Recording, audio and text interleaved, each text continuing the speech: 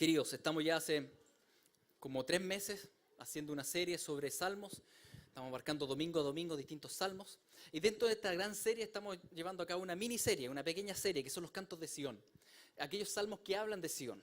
Una palabra que hoy en día no se entiende mucho, no se ocupa mucho, pero que es muy importante en la Escritura. Y que hace referencia a la ciudad de Dios, donde mora Dios, donde está la presencia de Dios. Donde el Señor ha preparado moradas. Hemos estado analizando distintos salmos. El domingo pasado estuvimos viendo el Salmo 15, el Salmo 24, y hablando de la justificación y la santificación que el Señor lleva a cabo en nosotros. Que para entrar a ese monte santo no podemos porque es santo, y por otro lado sí podemos porque en Cristo podemos, porque Él abrió la puerta para que podamos entrar ahí al lugar santo de Dios. Entonces hemos estado analizando distintos salmos, y el salmo que vamos a ver hoy día en esta miniserie de cantos de Sión es el 99. Y este Salmo 99 va a enfatizar precisamente en la justicia de Dios, que ya iniciamos el tema un poco el domingo pasado.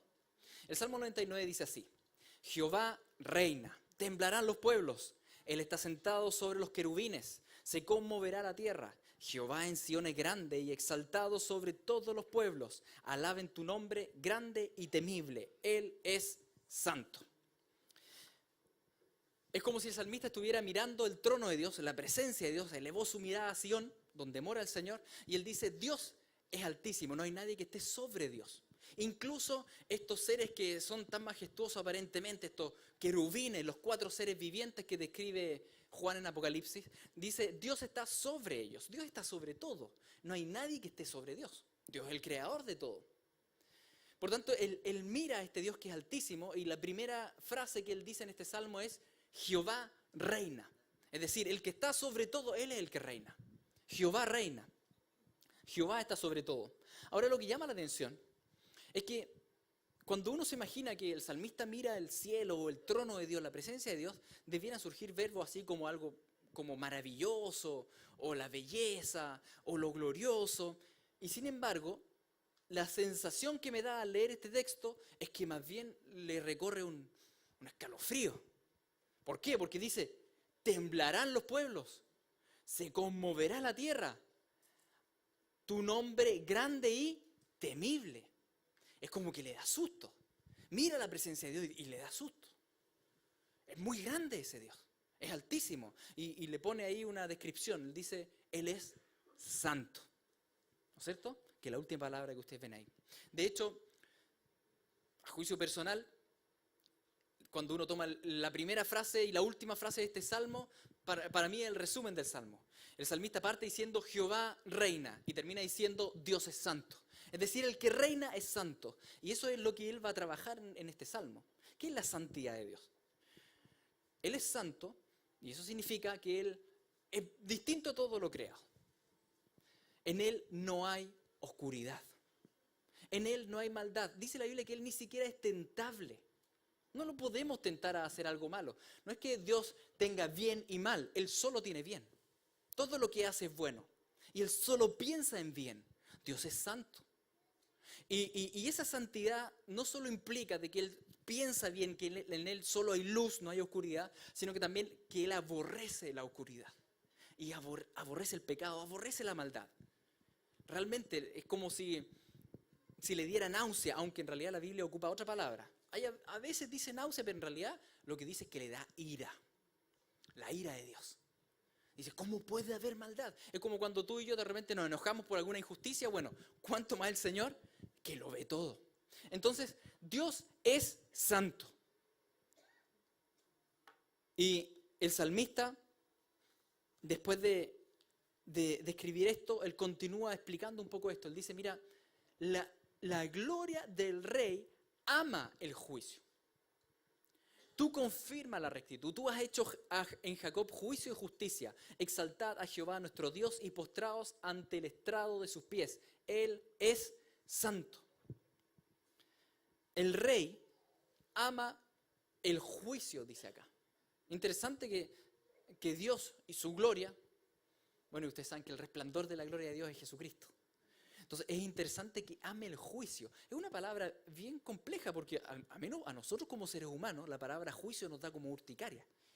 Cuando escuchamos juicio es como recordamos ir a tribunales, o recordamos el juicio, no sé, el juicio del fin de los tiempos. Para nosotros la palabra juicio, la verdad es que no es que podamos decir, yo amo el juicio. Pero Dios ama el juicio. ¿Por qué ama el juicio? Porque por medio del juicio Él manifiesta lo que es recto y lo separa de lo que está mal. Entonces Él dice que Él ama el juicio y confirma la rectitud. Confirma y dice, esto está bien y esto está mal.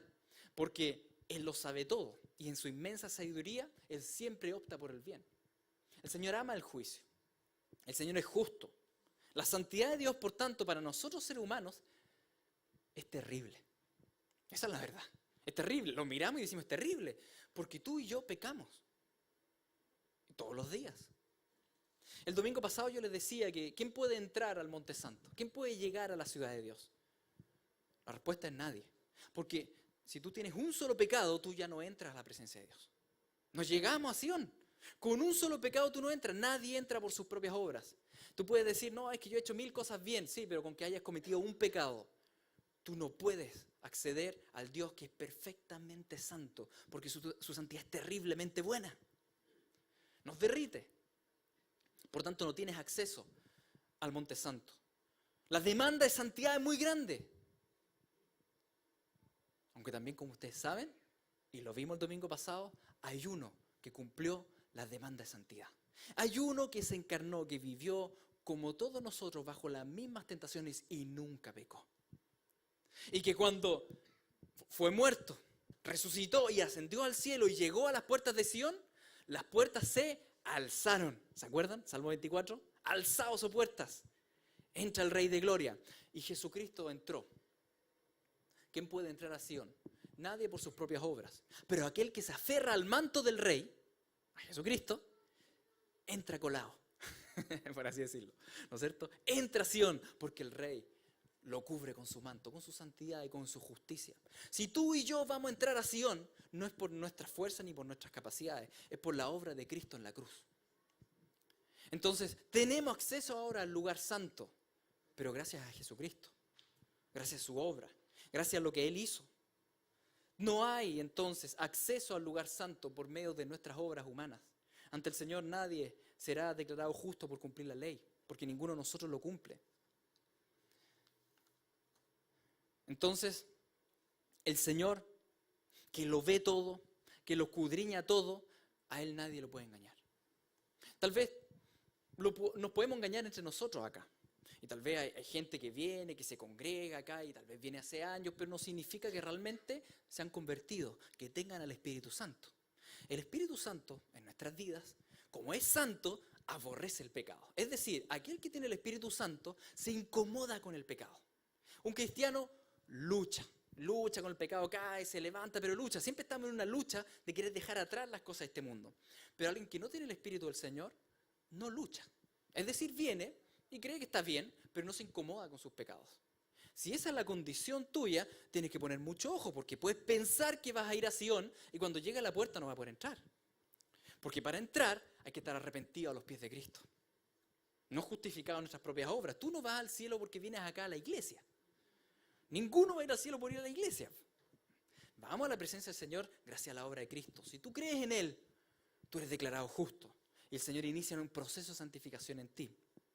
El capítulo, el Salmo continúa ahora y se va a referir precisamente al pueblo de Dios ahora. Al pueblo de Dios respecto a la santidad de Dios. No se refiere a los inconversos, se refiere al pueblo de Dios. Y continúa de esta manera el Salmo. Dice así: Moisés y Aarón entre sus sacerdotes, y Samuel entre los que invocaron su nombre. Invocaban a Jehová, y él les respondía, en columna de nube hablaba con ellos, guardaban sus testimonios y el estatuto que les había dado. Jehová, Dios nuestro, tú le respondías, le fuiste un Dios perdonador y vengador de sus obras. Es tremenda esta parte porque el salmista, después de ver la santidad de Dios, lo temible que es Dios ahí mismo en el Monte Santo y cómo Él gobierna sobre todo el universo, Él ahora mira la historia del pueblo de Israel y dice, mira el Señor cómo se ha relacionado, a pesar de ser tan santo, tan perfecto, Él hablaba directamente con Moisés, con Aarón, con Samuel, se comunica con su pueblo, tiene intimidad con su pueblo, es misericordioso con su pueblo, es perdonador con su pueblo, pero ojo, dice, también fue vengador de sus obras. Y esta parte ya nos llama la atención. ¿Cómo eso? Fuerte lo que dice el salmista, porque se está refiriendo a grandes hombres de Dios, pero está diciendo que incluso en la vida de esos hombres, el Señor disciplinó el pecado.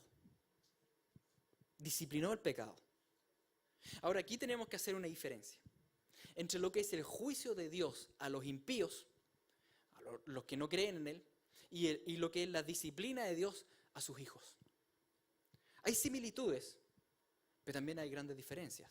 La similitud más grande es que está motivada en la santidad de Dios, en que Dios no tolera el pecado. Y como Dios no tolera el pecado, Él no queda simplemente impávido frente al pecado haciendo nada, no, Él interviene. No es que Dios no intervenga, Dios interviene.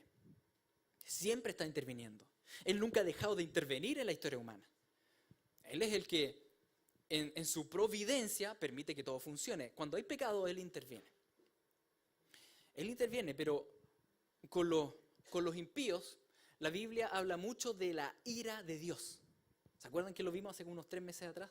La ira de Dios, donde Dios castiga severamente y con rabia, porque Él aborrece el mal. Le carga que haya injusticias, le cargan que haya violaciones y abuso y todo lo que hay, le carga eso. Así que Él interviene con ira. Pero con sus hijos es distinto, porque la ira de Dios fue absorbida por Jesucristo. Jesucristo absorbió la ira de Dios por nosotros. Tú y yo, que somos hijos de Él, cuando Él disciplina el pecado en nuestra vida, ya no es con cara de rabia. No es que Dios te mire así enojado. No, ese enojo se lo llevó Cristo. Él pagó, Dios mismo pagó por nosotros. En realidad, la Escritura dice que más bien cuando tú y yo pecamos, Él se contrista. No habla de ira, habla de tristeza, habla de pena. Que es distinto, es una actitud paternal. Es como cuando tú y yo castigamos a los hijos. Los mandamos a la pieza, ya, te fuiste a la pieza. Y se van a la pieza y nos ponemos cara de enojo, pero por dentro estamos castigados nosotros. Ay, ¿por qué no pide perdón? ¿Por qué no se arrepiente? Y estamos mal, y estamos fuera de la puerta. Mando a mi hijo a la pieza y si lo mandé media hora estoy afuera, afuera de la puerta. Castigado con él, porque es mi hijo. Entonces, cuando la Biblia se refiere a esto, dice, rasgad vuestro corazón y no vuestros vestidos, y convertíos a Jehová vuestro Dios, porque misericordioso es y clemente, tardo para la ira, y grande misericordia, y que se duele del castigo. Dios se duele en esto. No es que Dios te mira con rabia, no. Eso pasa para los que no están en Cristo. Pero los que estamos en Cristo, Cristo ya absorbió la ira. Por tanto, lo que queda es el amor paternal. Queda esto de que Dios se duele. Ahora el tema es que si bien Dios se duele, eso no significa que te va a dejar sin disciplina. Porque recuerden lo que dijo el salmista. O sea, tenemos a Moisés, tenemos a Aarón, tenemos a Samuel, e incluso a ellos el Señor no hizo acepción de personas. Porque el Señor es santo y no puede negar su santidad. Y como no niega su santidad, Él va a, de todas maneras, arrancar el pecado de sus hijos. No puede dejar ese pecado ahí. Él no puede pasar por alto simplemente el pecado. Entonces, hay diferencia y hay similitudes con respecto al juicio de Dios, a impíos o a hijos. A los que no creen en Cristo, ese juicio está motivado en santidad. A los que creen en Cristo, esa disciplina está motivada en santidad también. Pero la actitud es distinta y las consecuencias eternas también son distintas. Como dice el Salmo 89, si dejaren sus hijos mi ley y no anduvieren en mis juicios, si profanaren mis estatutos y no guardaren mis mandamientos, entonces castigaré con vara su rebelión y con azotes sus iniquidades. Esto le dice Dios al pueblo de Israel, a su pueblo. Le dice a su pueblo, mira, si ustedes pecan, yo los voy a azotar.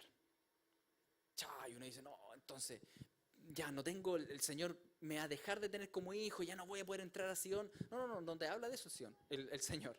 El Señor te dice, castigaré con vara su rebelión y con azote sus iniquidades, mas no quitaré de él mi misericordia, ni falsearé mi verdad, no olvidaré mi pacto, ni mudaré lo que ha salido a mis labios. Él dice, una cosa es que yo discipline tu vida, otra cosa es que dejes de ser hijo. Tú no vas a dejar de ser hijo mío, dice el Señor. Entonces, a veces tenemos este concepto que cuando peco y estoy mal, y el Señor lo que va a hacer es que me va a expulsar de la ciudad. No voy a tener acceso a la ciudad. No, si el Señor ha puesto el Espíritu Santo en ti, tú has nacido de nuevo, tú eres ciudadano de Sión. Lo que el Señor va a hacer te va a disciplinar, pero Él no va a cambiar en su dictamen de misericordia sobre ti. Él no va a cambiar en el pacto que Él llevó a cabo en la cruz por ti. El Señor no se va a negar a sí mismo, no va a negar su amor por ti y su misericordia por ti, pero a sí mismo tampoco va a negar la santidad, porque el Señor no se niega a sí mismo. Por tanto, con sus hijos, el Señor, y ahí hay otra distinción, con los impíos, el Señor lleva a cabo un juicio con ira que lleva a perdición eterna. Pero sobre sus hijos, el Señor lleva a cabo una disciplina paternal que lleva a santificación y perfeccionamiento de sus hijos, para que cuando lleguen a la ciudad de Dios sean justos, hechos perfectos, como estuvimos viendo en Hebreos, ¿no es cierto?, las últimas 2 semanas. Hay una gran diferencia, pero no por eso el Señor te deja simplemente llevar a cabo los pecados que quieras llevar a cabo, porque también he escuchado mucho eso y que no estoy de acuerdo cuando dicen, no, si Dios no castiga, ¿cómo que no castiga? Si toda la Biblia está llena de estos versículos, po. No, Dios castiga, pero hay una diferencia entre impíos y creyentes. Y la motivación detrás y la forma de llevarlo a cabo. Sí, claro que hay una diferencia. Pero de que Dios disciplina nuestras vidas para sacar el pecado, claro que lo hace. El famoso versículo de Hebreos 12, ¿no es cierto? Cuando dice, el Señor al que ama disciplina y azota a todo el que recibe por hijo. ¿El Señor nos azota? La respuesta es, sí, nos azota. El tema es que debemos saber que como hijos de Él, es verdad que ninguna disciplina al presente parece ser causa de gozo, sino de tristeza, pero después da fruto apacible de justicia a los que en ella han sido ejercitados. Es decir, hay un objetivo de santificación sobre tu vida. Porque recuerda, el Señor proclamó que eres justo, y eso que Él dijo, se va a hacer. Porque lo que Él dice se hace. Entonces, se va a crear la justicia en ti. El Señor te va a santificar, te va a arrancar el pecado. Va a sacar todo eso. Entonces, ¿qué te puedo decir? Arranca el pecado. Arranca, porque si no arrancas tú, el Señor te lo va a arrancar. El Señor va a completar la obra en ti. La idea es que sea la buena, no a la mala. Porque el Señor no se va a dar por vencido con tu vida, con mi vida. Él no va a decir simplemente, Señor, es que mira, ya llevo luchando 10 años con esta cosa, ya dejémoslo así nomás, en el cielo lo vemos. El Señor no te va a decir, ya bueno, ya sí tenéis razón, 10 años es caleta, es harto. Estaría negando su santidad. El Señor no va a negar su santidad, no te va a dejar tranquilo. Y va a ir subiendo la temperatura de la disciplina. Entonces, decide. Mejor arrancas ahora del pecado, porque el Señor va a completar la obra en ti, a la buena o a la mala. Mejor que sea la buena. Ahora, con esto no está en juego si llegamos o no a Sion, porque tú y yo ya somos ciudadanos de Sion. Pero sí está en juego el gozo de esta vida. Es que si vivo esta vida con gozo o sin gozo. Porque ustedes me pueden decir, ¿por qué el Señor está tan empecinado en sacar el pecado de mi vida? ¿Por qué tan severo con esto? Es porque el Señor te quiere feliz y te quiere bien. Te quiere glorificando su nombre. Y Él sabe que nunca vas a tener verdadero gozo mientras pecas. Me explico. El Creador creó el universo con una malla de leyes. ¿Ya? Hay una malla de leyes que traspasan el universo entero. Leyes físicas, leyes químicas, leyes matemáticas, también leyes morales. El universo es ordenado porque Dios es ordenado. El universo funciona así porque el Creador lo estableció así. Si tú quieres romper esas leyes te va a ir mal. Inténtalo, tírate del edificio y di, no estoy ni con la ley de gravedad, y ¿no es cierto? Puedes hacerlo. Lo mismo te pasa con las leyes morales de santidad. Con las leyes morales de santidad es lo mismo. Están establecidas en el universo. Y al que obedece las leyes de Dios, tiene bendición. Y al que desobedece las leyes de Dios, tiene maldición. Es así. Puedes despotricar, puedes estar en contra, como tú quieras, pero el Creador es santo. Así que Él creó el universo para que funcionara en santidad. Entonces, por ejemplo, tú puedes decir, no, estoy lleno de problemas económicos, Señor, sácame de esto. Bueno, la pregunta es, ¿qué tanto eres desordenado en la vida económica? ¿Qué tanto has pecado en eso? ¿Te has endeudado? ¿No has diezmado al Señor? ¿Robas por aquí, por acá pequeñas cantidades? ¿Te guardas, qué sé yo, los impuestos? ¿No das a los necesitados? ¿Eres apretado? ¿Eres avaro? Bueno, entonces, ¿qué quieres, po? ¿Quieres tener una vida llena de gozo, pero pecando? Mira el perla. Que no funciona así, po. Eso es lo que nos dice el Señor, no funciona así. No es de esa manera. Nuestro mayor problema, queridos, no son las circunstancias. No es el mundo. Nuestro mayor problema no es mi esposo, mi esposa o mi familia. Nuestro mayor problema ni siquiera es Satanás. Nuestro mayor problema, dice la Escritura, es nuestro pecado. Es nuestro pecado, es tu pecado, es mi pecado, que nos hace vivir tremendamente infelices porque cosechamos maldición y maldición y maldición. Cuando el Señor ya pagó por la maldición y te dice, tú vive en santidad. No os engañéis, porque Dios no puede ser burlado. Pues todo lo que el hombre sembrare, eso también segará. Porque el que siembra para su carne, de la carne segará corrupción. Mas el que siembra para el Espíritu, del Espíritu segará vida eterna. A Dios no lo podemos engañar. Y Dios no puede dejarse engañar porque Él lo ve todo y es santo. Así que es imposible. No, es que justo hoy día no va a funcionar la ley de santidad en el universo, así que voy a pecar y no va a pasar nada. Voy a tener puro gozo. Engaño. No podemos burlar al Señor. En otras palabras, lo que está diciendo este texto es que en tu matrimonio, si tu matrimonio es infeliz en este momento y estás con puras peleas y atados y problemas, tú tienes el matrimonio que te mereces. Eso está diciendo este texto. Tú tienes el matrimonio que te mereces. Tú estás comiendo del fruto que tú sembraste. No pidas tener un fruto lleno de gozo, lleno de paz, si sembraste en la carne. Porque así no funciona el universo. No funciona el universo así. Tu matrimonio va mal por tu pecado. No va mal porque lo que pasa es que mis papás nunca me enseñaron. Lo que pasa es que mi familia... No, tu matrimonio va mal por tu pecado. Y mientras tú eso no lo asumas y vayas a los pies arrepentido ante Cristo, no va a haber transformación. Entonces, ¿el Señor quiere que tenga un matrimonio feliz? Claro que sí. Y por eso Él te azota. ¿Entienden? Por eso el azote de parte de Dios es bueno. Oh, es que Dios es malo, me está pegando. No, Dios es muy bueno. Por eso te está azotando. Porque Él quiere arrancar el pecado de tu vida. Para que tu vida esté llena de las bendiciones de vivir en santidad. Por eso Él hace eso. El Señor obra en ti y en mí. Pero es que, Señor, es solo una pequeña cosa. No hay pequeñas cosas ante el Señor. ¿Ustedes creen que el Señor va a abdicar a la santidad?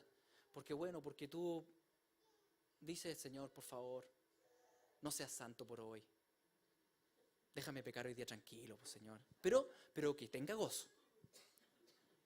Y el Señor va a decir, ya por hoy no voy a ser santo. ¿Ustedes creen que va a pasar eso? No va a pasar. No va a pasar. Fíjense que los judíos, en el Antiguo Testamento, están establecidos 7 fiestas judías. La primera es la Pascua y la que sigue la misma semana después de esa fiesta de la Pascua, la fiesta de los ácimos, donde ellos por una semana tienen que sacar toda la levadura de la casa. Todo lo que tenga levadura. Y hay muchas cosas que tienen levadura en la casa. Muchas comidas que tienen levadura.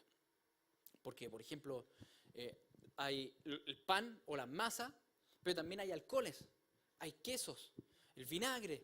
Hay distintos elementos que tienen, alimentos fermentados, que tienen levadura. Lo que tenían que hacer ellos, después de esta Pascua, era sacar todo lo que encontraran en la casa que tuviera levadura y botarlo todo afuera. No era fácil. Las rumas de basura afuera de la casa. Oh, este quesito que me gusta, ya bueno. Oye, y esta cervecita la había guardado para... Ya bueno. Todo para afuera. toda la levadura afuera. El pueblo de Israel no entendía bien por qué, pero Pablo lo explica en 1 Corintios 5 y dice: la levadura representa el pecado. Y una vez que Cristo, el Cordero de Dios, murió y resucitó por ti, el pueblo de Dios tiene que sacar toda la levadura de la casa. El tema de la levadura es que es tan pequeña y nos parece tan como ínfima y tan poco dañina que la dejamos. Incluso es rico comer quesito y comer pancito y la dejamos en la casa. Estamos llenos de levadura. Estamos llenos de pequeños detalles, de peleas, discusiones, griteríos. O tal vez nos sentamos en la mesa familiar y ¿qué conversamos? Pelamos a la gente. Eso es típico. El día domingo nos vamos para la casa, vamos a almorzar y conversamos de lo que vimos el domingo. Pelambre, murmuración, pecado. Pero bueno, es un pecado tipo levadura, ¿me entiendes? Igual es rico, pero el pecado está destruyendo tu vida. Y de ahí estamos en la casa y vemos que los niños están jugando unos juegos de computador terriblemente satánicos, pero bueno, es un juego nomás. Levadura, que está infectando a tus niños. ¿Qué hay que hacer con la levadura? Botarlo, po. Y no, pero es que tenemos mucha piratería en Chile, entonces es que somos así, somos todos piratas, ya, y lo aceptamos. Es que mentimos, es que todos mentimos de alguna manera y miramos con desprecio a otras personas, entonces lo típico acá es mirar con desprecio al político, mirar con desprecio a los flaites, cuando la palabra nos dice que debemos honrar y considerar al otro como superior. Pero son cosas que aceptamos porque son de nuestro diario vivir y porque todo el mundo es así, todos tienen levadura, pero tú ya no eres de este mundo. Y tenemos negligencia, y flojera, y su garabatito, que decimos es que igual es rico de repente decir un garabato. Pero de una misma fuente no puede salir agua dulce y amarga. No, sí sé, pero es de vez en cuando nomás. Y lo aceptamos y hablamos su garabato. No entendemos que lo que estamos diciendo es: Señor, yo puedo vivir este universo que fue creado en santidad y con tu santidad y vivir en perfecta felicidad desobedeciéndote a ti. En al menos 100 detalles de mi vida. Y los tomamos como detalles, cuando no son detalles. Han afectado tu vida directamente y hoy día eres tremendamente infeliz en muchas áreas porque hay pecado. Pero que no reconoces como tal. Y insisto con esto, no es que esté en juego tal vez tu entrada a Sion, sino que lo que está en juego es tu felicidad. Es cómo vives el gozo en el Señor. Si vives una vida como cristiano amargado. Lo que está en juego son tus recompensas celestiales. Si vives una vida en pos del servicio del reino de Dios, o no, en pos del egocentrismo. O tal vez en tu casa no lees la Biblia, no oras. Y cuando vas por la calle miras el trasero a las chiquillas y dices: bueno, pero si estoy mirando nomás. Si todo el mundo le mira el trasero a las chiquillas, ¿por qué yo no? Porque Dios es santo y Él es tu papá. ¿Tú crees que el Señor va a decir: ya bueno, mira el trasero nomás? Eso no lo va a hacer. Te va a disciplinar. Te va a disciplinar. O siempre te burlas, porque en Chile somos un país burlesco, entonces te burlas porque estamos llenos de memes. Es impresionante esta semana con el hecho que ocurrió en el sur, ¿no es cierto? Una cantidad de memes que era irresistible reírse. Era irresistible. Pero la burla es menosprecio, es despreciar, es mirar en menos a otro. La burla también es pecado, porque ando menospreciando a los demás. ¿O acaso te gusta que se burlen de ti? Y ahí tú te das cuenta de la ley. ¿Ah? Cuando te pasa a ti, ahí tú dices: no, esto está incorrecto. ¿En serio piensas que el Dios Santo va a pasar por alto los detalles en tu vida? ¿En serio piensas eso? No los va a pasar por alto. Por tanto, ¿qué debemos hacer hoy día? Sacar toda la levadura de la casa. Todas estas cosas que parecen tan pequeñas, pero que están afectando toda tu vida espiritual. Pequeñas cosas de nuestro diario vivir, de la vida familiar y que no has sacado de tu casa. No has sacado de tu casa y está ahí, está presente.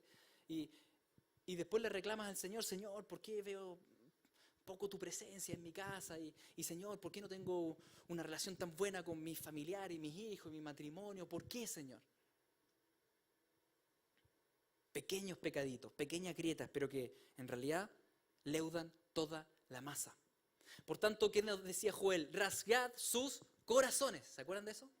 Porque el Señor no es que le encante disciplinarte. El Señor lo que quiere es que aprendas a la buena. Porque Él se duele del castigo. Así que rasga tu corazón. Arrepiéntete ante el Señor, anda ante Él y dile: Señor, estoy lleno de pequeños pecados que en realidad no he tomado en cuenta porque he sido duro, he sido dura. No me he arrepentido, Señor, ni siquiera me siento mal por esas cosas, te pido perdón. Cambia mi corazón, renuévame.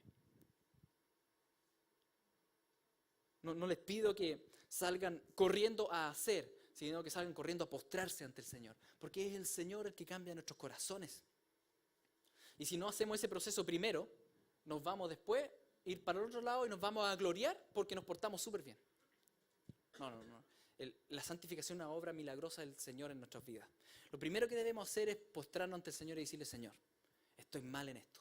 Te pido perdón, cámbiame, pon en mí el querer como el hacer. Concédeme un arrepentimiento que sea genuino.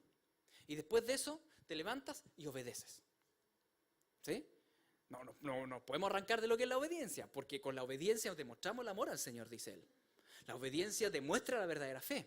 Por lo tanto, es necesario obedecer, pero pasando por el proceso de postración, de rendirse al Señor. Queridos, si el Señor no hizo acepción de personas con Moisés, ¿tú crees que lo va a hacer contigo? Te está autoengañando. Como dice Pedro: como aquel que os llamó es santo, sed también vosotros santos en toda vuestra manera de vivir, porque escrito está: sed santos porque yo soy santo. Y si invocáis por Padre a aquel que sin acepción de personas juzga según la obra de cada uno, conducidos con temor todo el tiempo de vuestra peregrinación, sabiendo que fuiste rescatados de vuestra vana manera de vivir.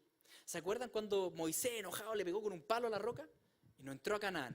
Y uno lee eso y dice: pero Señor, te pasaste. Se portó tan bien tantos años, pues se te pasó la mano, pues Señor. No me digan que no, porque cuando llegamos a esa parte todos decimos lo mismo. Y en realidad decimos eso porque si fue así de severo con Moisés, chuta, que me queda a mí.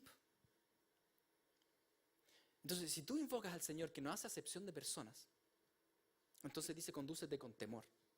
Pero no es un temor, y fíjense en el texto, no es un temor de que el Señor me va a quitar la salvación, el Señor no me va a dejar entrar a la ciudad, el Señor me va a sacar como hijo. No es ese temor.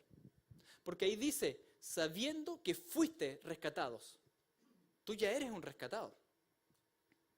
Es el temor de la disciplina de Dios, del azote de Dios.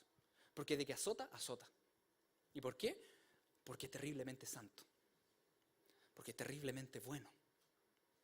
No es entonces un temor de que no soy hijo, sino que es este temor de saber: bueno, mi papá es muy re bueno, entonces como es bueno, quiero realmente ser santo como Él es santo. Caminar a la luz de la santidad de Él. Por tanto, el llamado de hoy es mirar el monte santo, ver la terrible santidad del Rey, que gobierna sobre todo, que lo ve todo, que es santo y que te ha rescatado a ti para entrarte a esa ciudad y entender de que Él se ha comprometido a arrancar todo el pecado de tu vida. Por tanto, es tiempo que hoy día saquemos toda la levadura de la casa. Todos esos pequeños detalles que nos hemos enfrentado, todo eso tenemos que sacarlo. A los pies del Señor, en humillación, en postración y en obediencia. Sacar todo eso. Porque el Señor quiere que tú realmente tengas una vida plena y llena de gozo. Pero el pecado te lo impide. Entonces, si vas a correr esta carrera, suelta esas cosas que tal vez por años has permitido. Suéltalo. Y terminamos con el último versículo de Salmo 99. Exaltad a Jehová nuestro Dios y postraos ante su santo monte, porque Jehová nuestro Dios es santo. Oremos. Padre Santo, tú eres bueno, tú eres perfecto. Te damos gracias porque sobre nosotros, tu pueblo, ya no está la ira tuya. Esa ira que fue llevada y absorbida por Jesucristo. Pero eso no quita tu severidad con el pecado, Señor. Y en cómo tú nos azotas y nos disciplinas por amor, doliéndote con nosotros, pero porque no vas a tolerar ningún pecado en Sidón. Señor, en este día te pedimos perdón por tanta pequeña levadura que tenemos en todos lados.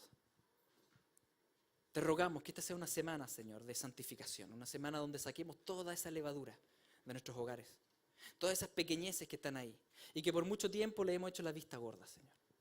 En este día te pedimos perdón por eso y te rogamos que tú pongas en nosotros un verdadero arrepentimiento genuino, que pongas en nosotros el querer como el hacer, que pongas en nosotros, Señor, todo lo necesario para vivir una vida de piedad como tú mandas. Y también entendemos que ya los has hecho y es por eso que también nos disponemos esta semana a obedecer, a servirte, a seguirte, a no endurecer nuestros corazones, Señor. Nos rendimos a ti en el nombre de Jesús.